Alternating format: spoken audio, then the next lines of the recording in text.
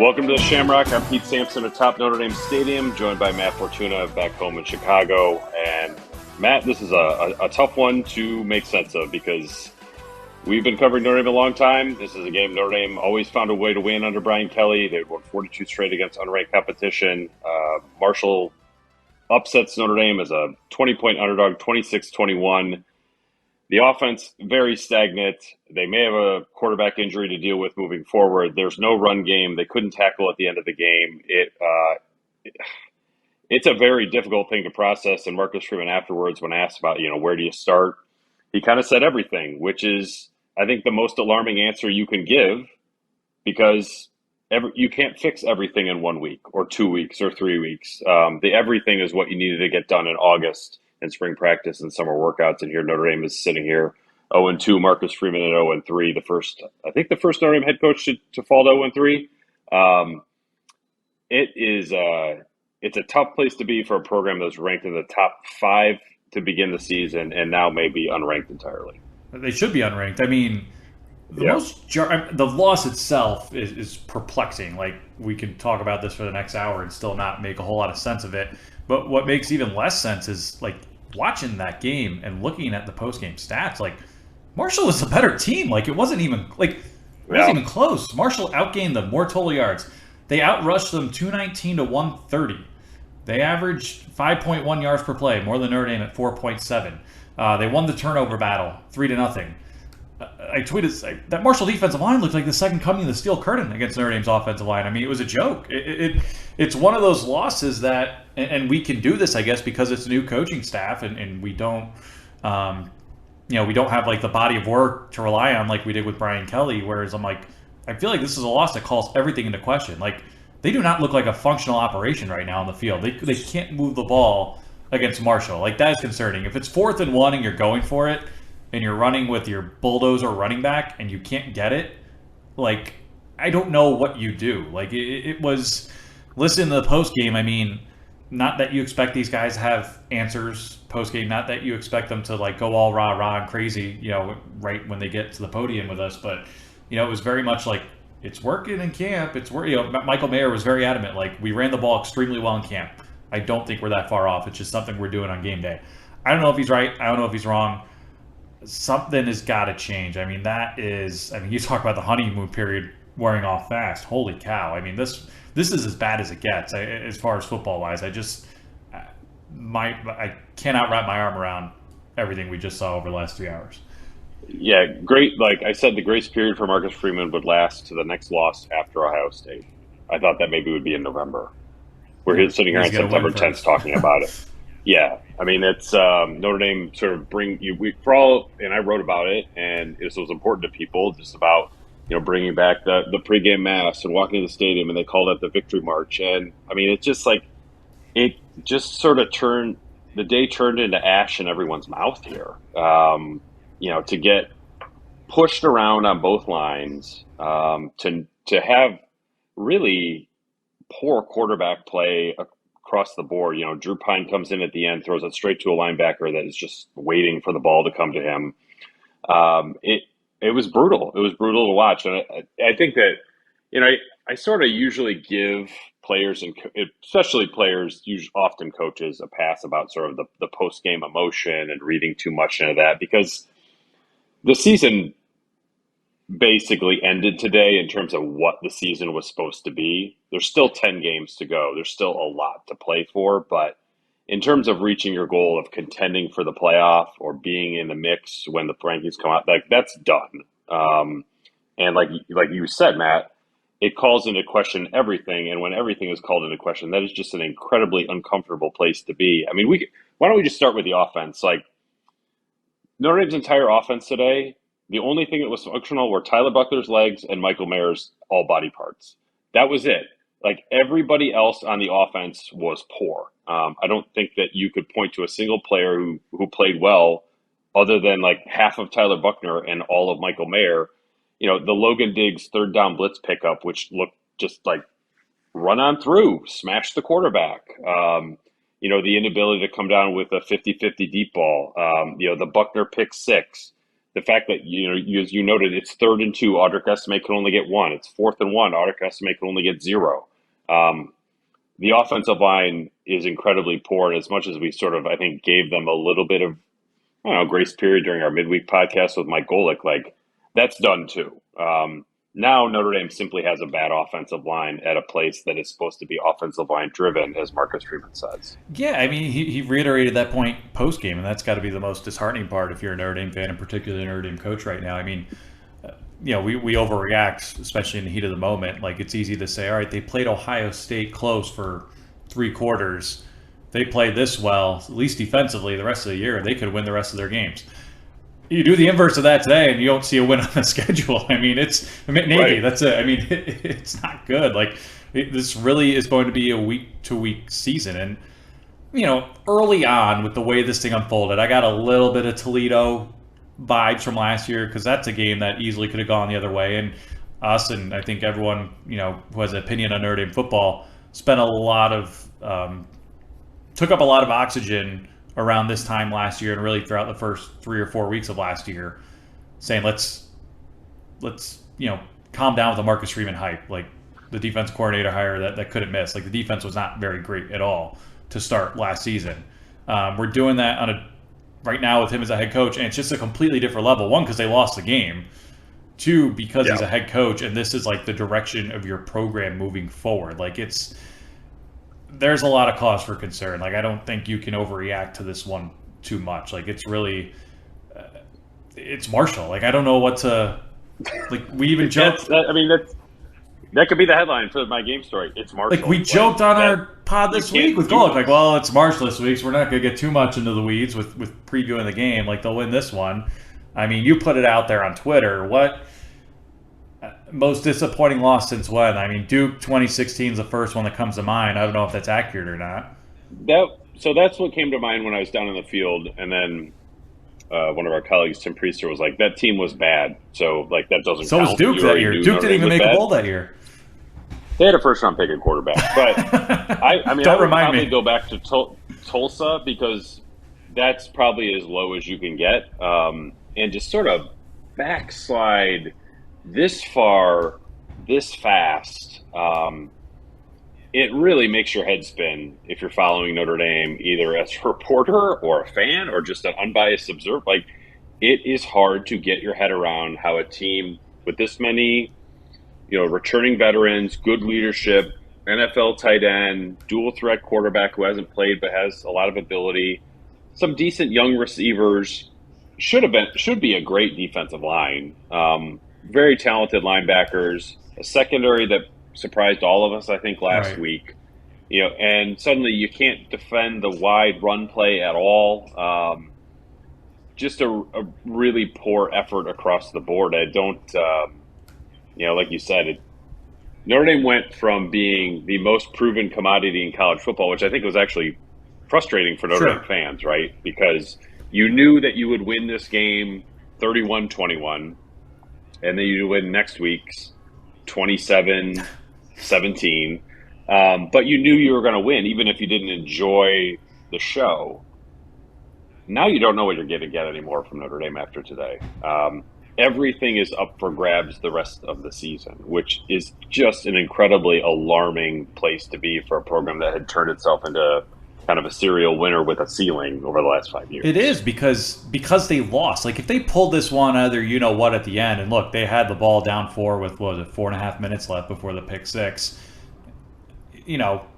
It's okay. Like, the narrative is just different, right? It's, all right, you got the first one to your belt. Now you can breathe easy. You can move forward. You're playing more free. Like, last year, Toledo.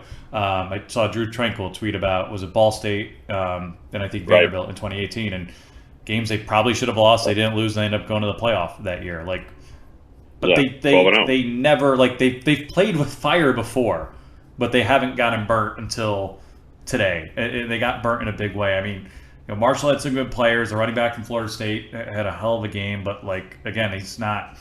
There's a reason he's at Marshall. There's a reason he was at JUCO last year.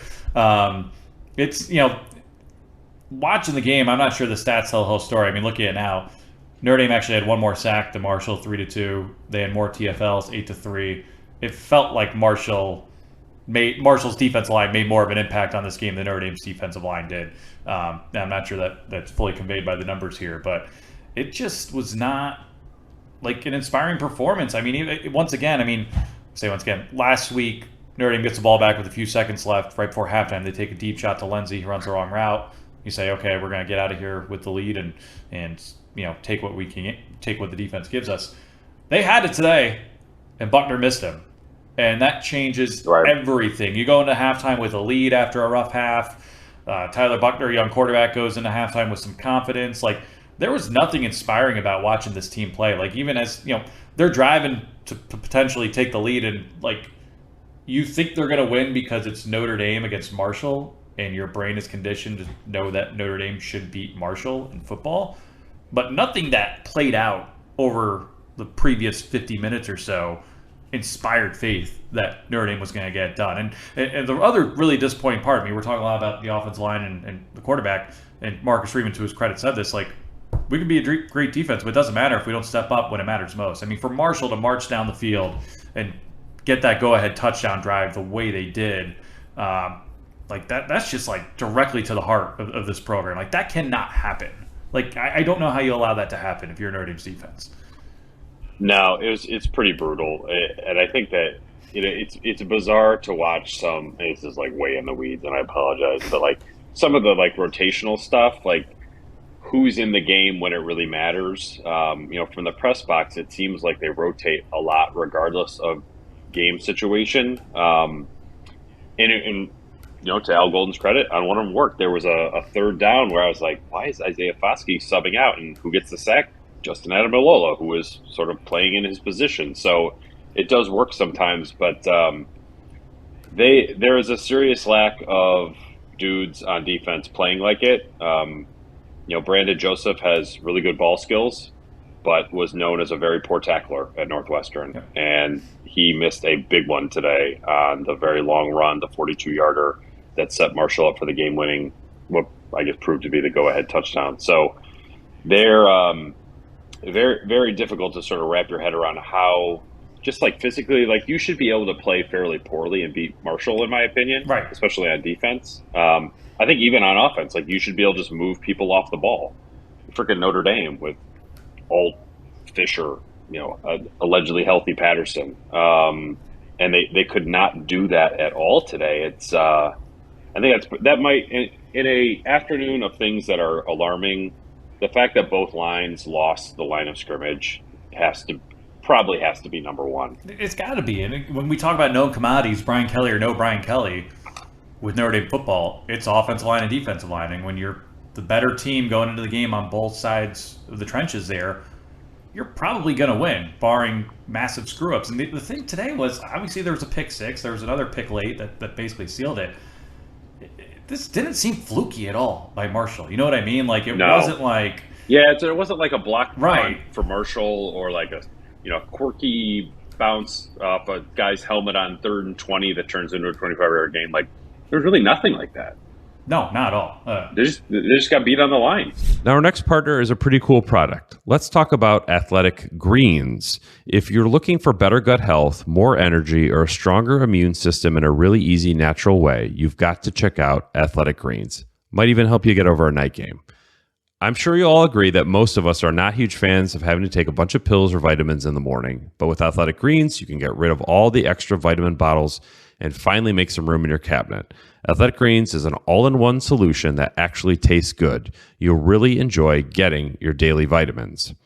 Right now, it's time to reclaim your health and arm your immune system with convenient daily nutrition, especially heading into flu and cold season. It's just one scoop and a cup of water every day. That's it. No need for a million different pills and supplements to look out for your health. To make it easy, Athletic Greens is going to give you a free 1-year supply of immune-supporting vitamin D and 5 free travel packs with your first purchase. All you have to do is visit athleticgreens.com/CFB22. Again, that's athleticgreens.com/CFB22 to take ownership over your health and pick up the ultimate daily nutritional insurance. It's college football season, which means you need SLING TV, where you can watch unbeatable college coverage starting at $35 a month. Get everything you love about college football, like rivalries, marching bands, bowl games, conference power rankings, all of it with Sling. Plus, Sling has the big games on the biggest channels like ESPN, ESPN2, ESPN3, SEC Network, ACC Network, Fox, and the Big Ten Network, all for the best price. And the best part is getting Sling is easy. It's easy to set up and even easier to use. You can stream on any device and record up to 50 hours with included DVR space. Plus, you won't get locked into a long-term contract. So if you're looking for the perfect place to spend your Saturdays, you need to take a look at Sling, where you can get everything you love about college football for the best price. Check out sling.com for special offers. Sling, the live TV you love for a price you'll love. Try it today. A&M, by the way, just lost to App State as far as like sky is falling places that had major off seasons and coaches taking victory laps. I don't know don't know how that one played out, but I imagine it was similar to this one, and the response will be similar. Probably worse down there, but it was a wacky day of college football, that's for sure. Texas is almost back and Notre Dame's gone. Like it's been a wild noon and 3:30 window so far. I thought we'd spend most of this podcast like talking about win number 1 and the homecoming and evaluating the new NBC broadcast crew, which we'll have thoughts on later. But it was like, it's very, very alarming. Like, don't know much about Cal. Going to have to study them a lot more than I did Marshall. Notre Dame's going to have to study them a lot more than they did Marshall. This is a season where everything is going to be week to week. Like, I don't know how you can play so inspired defensively against probably the best offense in the country 7 days ago and come out and just get destroyed on the most critical drive of the game by Marshall. Like that does not make sense to me. No, it's impossible to reconcile some of the things that happened today with like, this is Notre Dame, right? That was a big one, you know, and there are bits and pieces. Like Michael Mayer obviously is a stud. 8 catches for 103 yards and a touchdown. I think Tariq Bracy's Tariq Bracy is the nickelback and leads the team in TFLs. Like, that's not how that's supposed to work, but dang it, like, Tariq Bracy is a really, really good football player. But the fact that, like, other guys have not come along for that, like Isaiah Foskey got a sack for today, but I don't think we saw a ton of him. You know, Jason Adamalola for some of the preseason bluster has not really like been a dude that looks like, okay, this is a future pro so far this season. It's I don't know if, I mean, I'll put this to you, like, what has been more shocking to you? The fact that the offensive line has not delivered, or the fact that the defensive line, when they've actually needed it, has sort of let the group down? They're both disappointing. I'd say the offensive line's more disappointing.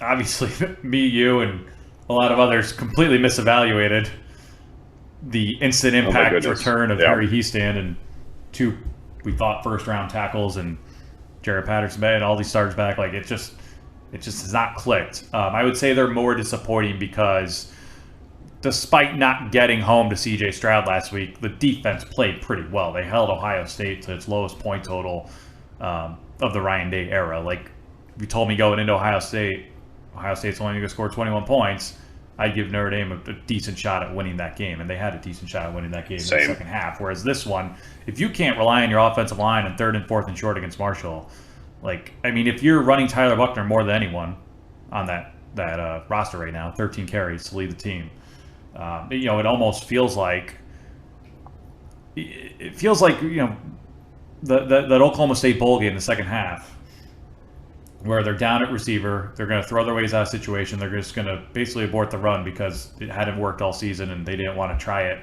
in that game. It feels a little bit like that with a less proven quarterback. Like, Jack Cohn was capable of airing it out and making plays with his arm, even if he wasn't with his leg. Tyler Buchner has not shown the ability to do that yet. And they're trying to get him involved in other ways, and they're running him more, and he's running more himself. But it feels like the issues, at least offensively, are very similar to what they were when we last saw this team in action in 2021. Yeah, it's that's part of it. I think that Reese has some very hard questions to ask himself, because this offense is not what he thought it was going to be.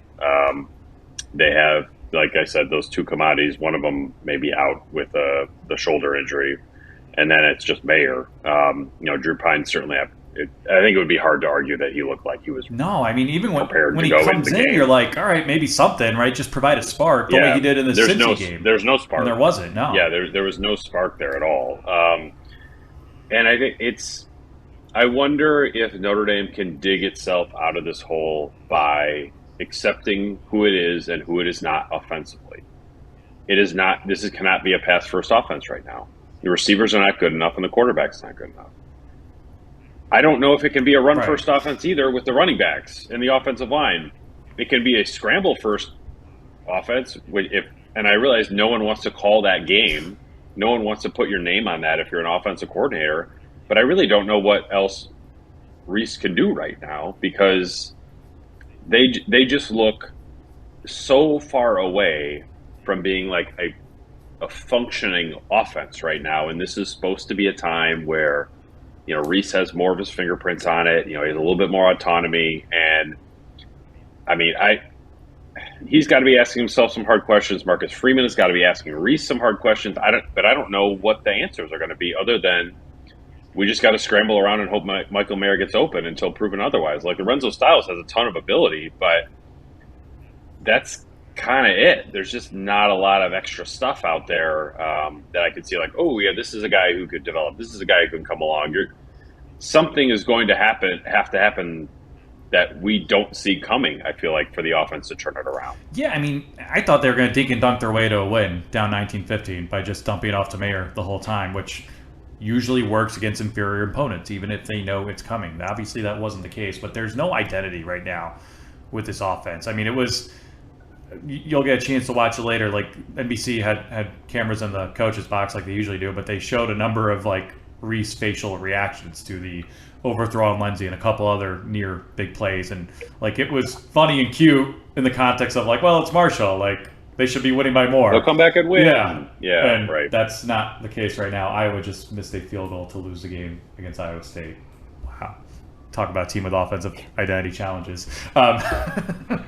Sorry, it's been an awesome week of college football as far as chaos. Drunk sport this is. Who do you think had more fun? Notre Dame fans watching LSU Sunday night or LSU fans watching Notre Dame today? Lose to Marshall. I think it was Notre Dame fans watching LSU lose because I don't think that LSU fans have a whole lot of like antipathy towards Notre Dame in general. Yeah. But I think the feelings toward Baton Rouge from South Bend were much more pronounced. But now it's just like what this season was supposed to be. It's impossible for that to happen now. And I don't – that is just a hard thing to get your head around and then flush if you're Marcus Freeman in this entire football program because, like, he was not brought in to – just sort of do what Brian Kelly did. He was brought in to elevate it. And yes, I've talked about this and written about this. He needed time to grow into being a head coach. But this was not sort of a lesson that I thought he was going to have to work through live with everyone watching. I thought that he would be farther along as a head coach at this point in terms of being able to steer a program. And look, maybe at the end of November, we'll be having a much different podcast and we'll say that he learned some very tough lessons about getting involved in some things and staying out of others after Saturday against Marshall. I don't know, but it is very alarming that if you're Notre Dame, you're like, well, every game is up for grabs from here to the end of the season. And that's, I mean, I think you and I probably looked at the schedule at the beginning, like, all right, Ohio State, BYU, Clemson, USC. Sure. The other 8 games have to be wins and should be wins. And when you lose to Marshall, suddenly it's all 12 are up for grabs instead of just 4, and that's just really uncomfortable. That was what I was going to say next. I mean, even as recently as this past week after the season opening loss, I think the mindset that a lot of us had was, all right, like that BYU game, like because you already got one loss under your belt, like that becomes a little more interesting. Now, if Brian Kelly was coaching, I feel a little bit better about it because that guy knew how to. However he did it, he knew how to win the games that were 50-50 or that Notre Dame was a slight favorite in. But, like, now, like, yeah, I mean, we'll see how Stanford does against USC tonight. I mean, I don't know. I don't think they're all that great this year, but we'll see if they give USC a game. that changes things. UNLV, there's one. The one I had preseason that I just thought was going to be really tricky because they never really play there, and it's always a tough place to play, is Syracuse on October 29th at the Carried Up, a week before Clemson. We saw what Syracuse did to a Louisville team that actually didn't look as bad as we thought they did by winning at UCF last night. And we can overanalyze this all we want, but like outside of UNLV and Navy right now, and we will. I mean, it's week 2. What else do we do other than overreact? But UNLV and Navy are the two ones, the only two ones where I'm not like, all right, how are they going to game their way to victory in this one? Like, that's the position you put yourselves in when you lose to Marshall in the fashion that you did it. I want to alert you to something. With 2:46 to go in the fourth quarter, Cal is up 20-14 on UNLV. So we're living in weird times, Matt Fortuna. Very, very weird times. Very weird times. Everything is possible. Like this is like upside down. We're on the underside of Hawkins, Indiana, right now. Stuff just doesn't make any sense anymore. I don't even know what to believe. Notre Dame and LSU are combined 0-5 since changing coaches. LSU plays the Southern Jaguars of the FCS in 10 minutes. So, don't rule anything out. I wouldn't rule anything out. Seriously, the way they lost that one, and with what we've seen from Notre Dame so far, everything is up for grabs right now. But man, I won't go so far as to say you don't know what you got till it's gone, because I think most logical, smart Notre Dame fans, if you put away the exit and everything that transpired, are able to put themselves back into their like 2010 version of themselves and think, can we ever be good again? Not, can we win a championship instead of competing for a championship? But like, man, like this, like today, like, it was just weird. I mean, the way it happened, the way it unfolded in those last 10 minutes or so, it just did not feel like Notre Dame football to me. Like it just, there was nothing inspiring about it. Like it was cute for like a half. Like, all right, first home game, jitters, sold out crowd, yada yada yada. And look, credit to Charles Huff and Marshall. Charles Huff is a really good coach. Learned under Saban, among many others. He knew he'd have his team ready. Just didn't think his team would be nearly good enough to do what they did today. But no, yeah, you're right. I mean, you got to give a lot of credit to Charles Huff. The game plan to stretch Notre Dame horizontally. I like Notre Dame's linebackers a lot, but like playing in space, sideline to sideline, with the exception of Jack Kaiser, was not great. I thought Notre Dame's safety plays, where Ramon Henderson got caught, not sure where to look. Brandon Joseph missed a big tackle. It was the safety position came back to earth in a huge, huge way today, and I just don't. Marshall caught Notre Dame in some bad spots, and then Notre Dame compounded the errors, whether it be missed tackles or missed assignments or not sure what they're seeing. So it was a very difficult. I don't want to speculate on what's next for Tyler Buchner, but if he's out, how does that change what you view Notre Dame can still be if Drew Pine is suddenly your starting quarterback? I don't mean to be reactionary. I don't think it changes much as far as perception, because it's not like Tyler Buchner has shown he's a difference maker yet. Now, could he be down the line? Sure, that's what Notre Dame's hoping he can be. That's why they named him the starter. But I don't look at this as like, oh my God, they lost the game and they may have lost their starting quarterback. Like, Pine wasn't inspiring in his limited action today, but I don't. And I did. Did this pick up on the broadcast when Buchner went out and Pine came in? Like, there was a very rousing cheer for Drew Pine. It felt that way. Like, I wasn't sure if I was hearing things. Okay. You can never really tell, but no, you were hearing that correctly. So it doesn't change my short-term outlook. I don't know if it changed my long-term outlook right now. Maybe if this was 2 weeks ago, it would have. But here's my question back at you for that: if Buchner can play Saturday, but he's not 100%, how useful is that if you've been using him to run most of the time?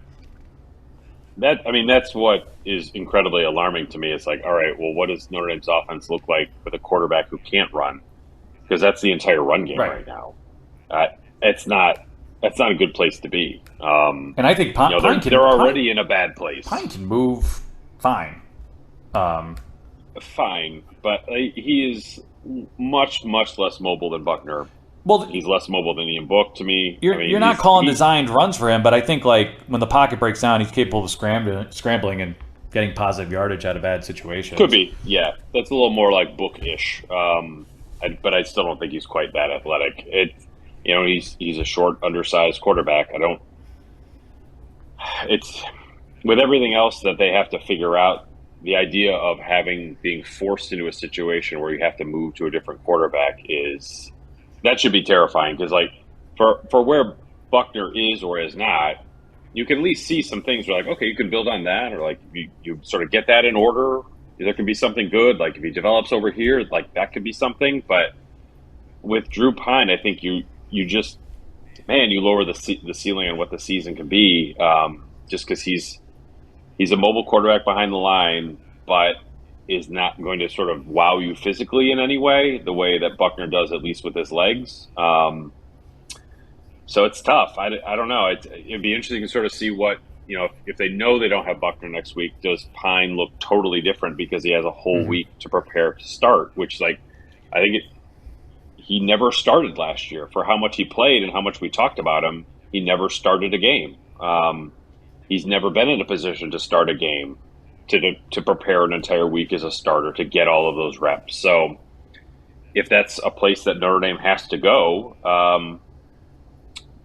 I don't know. Maybe Drew Pine can be more than what we've sort of seen in these spot reliefs where, it's a spark, but it's a fleeting spark. Can he be a guy that leads you for an entire game? I don't know the answer to that. I feel like I'm grasping at straws at this point, but it's at least a conversation that I think we should have. Like, what if this is the reality that Notre Dame's living in? Like, how does that sort of change things? Well, and because of the timing of this too, right? Like, my mind immediately went to the last time there was a new Notre Dame coach, and he had a first season, and he had a supposedly star quarterback go down, and Tommy Rees comes in and is limiting what he can do physically, but leads him to an undefeated record as a starter, and loses his job but gets it back next year. We all know the history there. Like, in some ways, like, if this was later in the year, it's like, all right, again, we don't know what happened with Tyler Buckner. We don't know what his prognosis is, but like, if it's later in the year and we know more about this football team, it's easier to say, hey, Drew Pine, go run the offense for the next 3 or 4 games or however many games are left. Go out there and win us some games. This team doesn't have an identity offensively right now, nor do they know, frankly, if their starter's any good, because he hasn't proven to be so far. So Pine comes in and, they adjust the offense accordingly with different quarterbacks, but if he comes in and looks great, does that become a season-long issue, if you will? If he comes out and I think if a quarterback comes in and looks great, that's not a season-long issue. That's maybe a potential season-long solution. Not issue. Issue is probably the wrong word. Their storyline. Like, that's going to be something that'll be talked about every single day till the season's over. Again, if it comes with a win, you take it if you're Notre Dame. But it's like one more layer of complications on top of what's already been an awfully complicated start to the Marcus Freeman era. I mean, that gets back to the first thing I said on the show, when it's everything, and like, I'm expanding my arms very wide to encompass like all of Notre Dame Stadium in Michiana. Like, when it's everything, that is a very, very difficult place to be, because you just can't fix everything in a week. You might not be able to fix everything in a year. And I take some of the commentary post game at face value, some I don't, about in camp things look good. In camp we thought, like, I don't know the answer to that. We only saw 2 full practices. There were a couple good things that the offense showed along the way. I felt like they were going to be much farther along than they are, obviously, but I don't know what camp looked like. I think one of the things that kind of my antenna went up a little bit post game was just about like the physical practices and how they really have to get after it and how they have to grind. Like, I'm not sure if like going out and hitting all week is the way to go right now. It just seems like they're going to have to like pivot a little bit in terms of accepting who they are, opposed to leaning into who they want to be. And I don't know if that's going to work against Cal or UNC or BYU or Stanford. I have no clue at this point. But I think just sort of hoping that both lines are going to rise to the occasion, and you can be a run-first team. Like, it may be weeks before Notre Dame gets there because, I mean, right now you're looking at the Logan Diggs, 7 carries, 7 yards. Chris Tyree, 3 carries, 17 yards. Audric Estime, 10 carries, 33 yards. Like, they're not close at running back right now. And I went through the stats last week about sort of rush efficiency, which is basically, are you staying ahead of the chains? Can you get 40% of the yards necessary on first down, 60% on second down, and 100% on third down? It was probably the worst rush efficiency performance I have seen in a long, long time by a Notre Dame team. And this one, from the running backs at least, may be right there too. So whatever Notre Dame's identity is, whatever they want it to be, they're not there. Whatever it is, I think they may have to sort of come to terms with that and try to make the best of a situation that clearly they did not think they were going to be in. But they are. So they have to deal with it. They have to live in this space, and they got to move forward. There's no basis for comparison right now. Even 2011, like they started 0-2, the last time they started 0-2. Brian Kelly went live that week. They beat a damn good Michigan State team very thoroughly. You knew what that team was capable of because you knew the talent on hand. That was a more talented team, in my opinion, than team a year later that ended up making the BCS title game.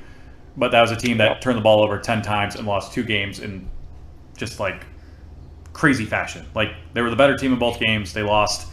We just need to be more disciplined. Now, to your point, don't know if there's like scheming your way out of this, hitting your way out of this, practicing your way out of this. There are issues that need to be identified on both sides of the ball, and I don't know what the timeline is for figuring out those issues and implementing them on game day because it ain't working right now. No, it's gonna be a tough film session for not only the roster but I think the coaching staff, and that's like when you go back to 2011, for what Brian Kelly's faults were or were not. I think we still were like, okay, this guy will figure it out because he has a track record of figuring stuff out. Marcus Freeman does not. No coach who in this place chews up first-year coaches. That has been chronicled since the beginning of time. Marcus Freeman is a first-year coach currently getting chewed up. So how does he stop that process and reverse it? I don't know. It's tough to come back from a loss from this because this is kind of one of the things that like lingers from here until however long he's coaching at Notre Dame. The fact that they started 0-2, maybe it will be formative in a good way. Maybe it'll be an albatross in a bad way. I have no idea. But sort of like both things are in play right now, which is, man, I did not see this coming in a million years. I predict Notre Dame to win 42-13 today. No, you and me both. I mean, I think that puts a bow on it now. We're going to have a lot more talking to do this week, and fortunately or unfortunately, the rest of the season, if things keep up this way. It's definitely more interesting. That we knew it would be interesting. We knew it would be a new era. We did not think it would be interesting in this kind of negative regard so far. But that's the position Notre Dame finds itself in right now. 0-2, a home loss to Marshall. Pete, that's all I got. You got anything else from the stadium? Yeah, man, I got nothing. I'm about to be kicked out of this press box since we're almost an hour after the interviews ended. So that I think maybe we'll put a bow on this episode of the Shamrock. A unexpected bit of talking points for us here. Me and Notre Dame Stadium, you for back home. But yeah, it's going to be a very interesting week, and the season was always going to be interesting. It's just going to be interesting in a completely different way now. So on that note, we'll wrap up here. I'm going to get out of here. I got to get to writing. He's Matt in Chicago. I'm Pete, the Tap Notre Dame Stadium. You've been listening to the latest episode of the Shamrock after Marshall's 26-21 upset of Notre Dame in Marcus Freeman's home debut.